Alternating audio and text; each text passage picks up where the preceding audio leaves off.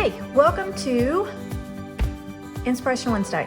And what I'm hoping to do with Inspiration Wednesday is give you ideas and some kind of technical, arty stuff like color mixing, color theory, composition, stuff like that. So you can take those things and apply them and kind of begin maybe dissecting what you see me do on some of my other videos, so you can begin to apply those to your own art journaling or your own painting and creating and things like that. So today I want to talk about monochromatic color. And if you keep up with fashion at all, you are seeing a ton of monochromatic color outfits put together, all head to toe cream, head to toe. My favorite right now is a wine top and pants and shoes, and it's just this beautiful flow of one color head to toe. You see this a lot in rooms. You'll have different variations of the same color with the couch and the throw pillows and the wall and the rugs and all the things that put a room together. It can be overdone and very drab and boring, but it can also be very elegant. So there's a couple of ways that I want to talk about monochromatic color. The first one is probably not one that you think of. Maybe you haven't heard of it, maybe you have, maybe you do it all the time. So this is actually, when we talk about monochromatic color, again, it's one color used, or one spectrum of colors used for the entire composition or the entire room or the ensemble that you're wearing, however you want to do that. But there's another way to do it that I really, really like. And I'm using the Ceramcoat paint again. Well, this was chalk paint, but it's my favorite color. So I'm going to use chalk paint, but the rest of them are Ceramcoat. These are craft paints, and you can do this with craft paint, even though craft paint doesn't have as much pigment and it flows. It's a lot more fluid than regular artist paint, or like Master's Touch from Hobby Lobby that is their student grade. So just know that this is not quite as pigmented, which means it's not going to have as intense of a color. It's going to fade, all those things, but it's great for practice and getting your feet wet. So this is the way this works. You take one color, like one color that you like, and try and get it open. So this is a kind of an eggplanty purple, really cool color that I do actually really like. And then you take other colors. Is that in? Yeah, that's on camera. It's hard to see though. I don't know, you probably can't even tell that that's purple because of the lighting in here, but it is a purple. And then you take other colors, and I guess I could have already had this done, so sorry, maybe I'll just speed up this part of the video while I drop paint in. Maybe drop paint in.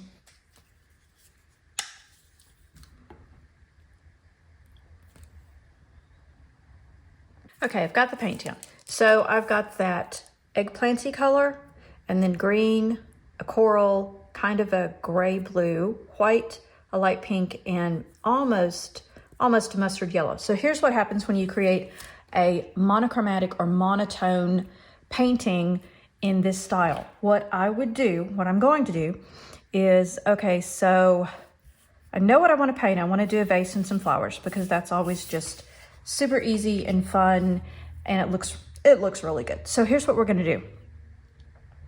I'm going to take this blue because I want to think about this, the vase being a blue color, and I'm going to add a drop of this purple, and that's going to change that blue a little bit.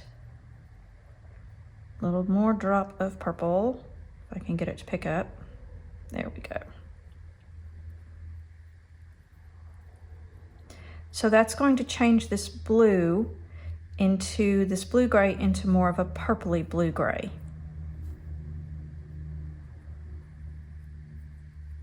Okay, let's see if you can see this. So this is the original color, and then this is when I add the purple to it, okay? And I'm just roughing this in at the moment. So I know I'm gonna do a vase and I'm gonna do it like right here. So I'm just gonna pull it up, kind of like that, and rough it in. Okay, so I've got a vase. Rinse this out. And I'm gonna start dropping in some flowers up here. So the way I'm gonna do that is I wanna use this yellow. So I'm going to take the yellow and I'm gonna put it over here. And I'm gonna add a little bit of this purple. So every color on here, I'm going to add a little bit of purple to it. So the base of this entire painting, every color on this painting is going to have this purple in it, which means it's going to have a monotone or monochromatic feel because the purple is going to be in every color on this painting. So it makes it monochromatic or monotone, not because you're using all of these different shades of purple, but because you're using purple and adding it to every single color, and it's a base. Okay, so I'm gonna paint this out and you can watch me. You'll see how I add a little bit of purple to every color and then how this comes out, okay?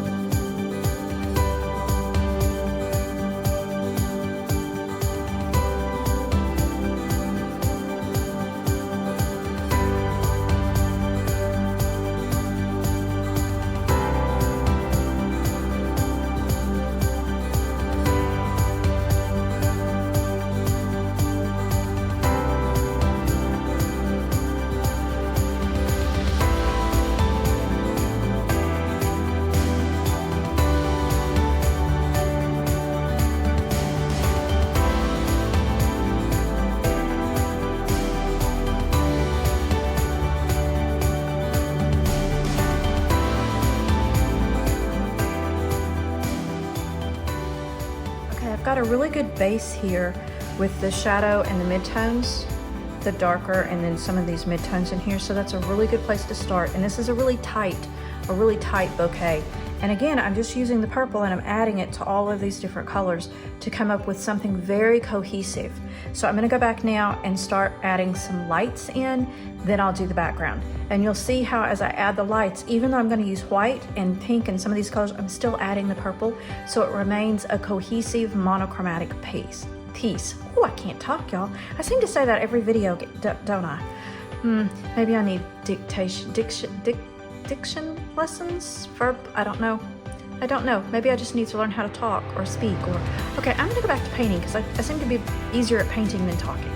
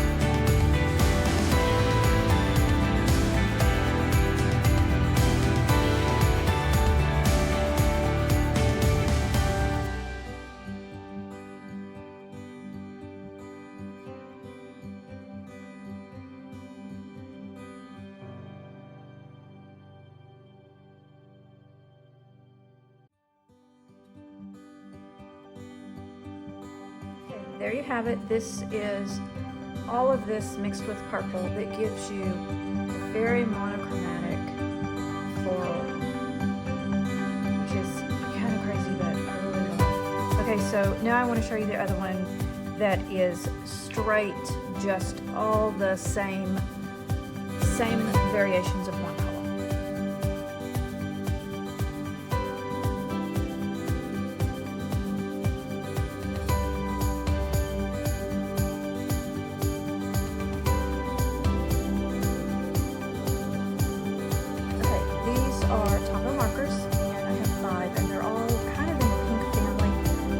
Not necessarily pink, even though it's hard to see that it's not. It's kind of an off-white, but it has a pink undertone to it, which is why it works really well with these. So let me show you. I've just done, I'm not going to say it's simple because it took me way too long to do it, but that's okay. I had fun doing it. So it's just, I lived in Charleston, South Carolina for a while, and the row houses in Charleston have amazing, so I thought, let me do just a little scene the Charleston houses, and then we'll do them in this monochromatic color.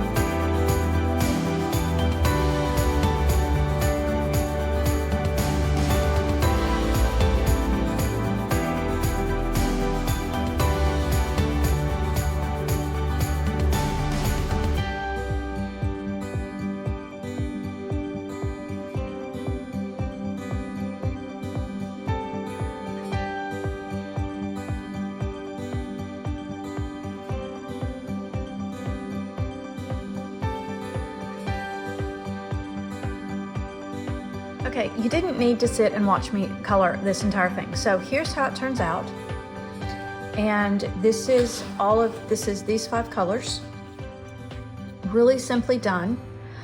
And the way that I did this to make it a little more cohesive, I used all these colors, but at the same time, I put the color, like one color, somewhere on each of these houses. And then when I was done, I went back with, let me find it. Whoops, hold on.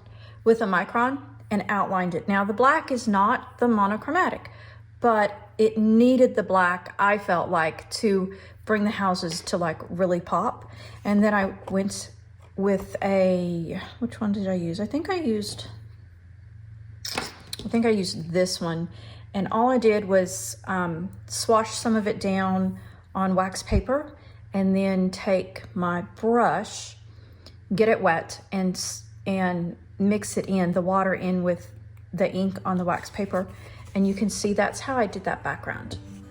That's why that little bit of pink background is so subtle, but it's still in this same color scheme. If I had tried to use a watercolor, like from my watercolor sets, there's no way probably that I could have matched that. But you can always use a marker, put it on wax paper, just lay some down on wax paper, get a little water, pick it up, and then do your background. Okay, so this is 2 ways to do a monochromatic color scheme, which is a lot of fun. And as I said, it's very in fashion right now. Fashion is all about monochromatic color schemes and design, and I'm really loving it. So there you go. Here's your Inspiration Wednesday, and I will chat with you tomorrow for a devotional. Talk to you later.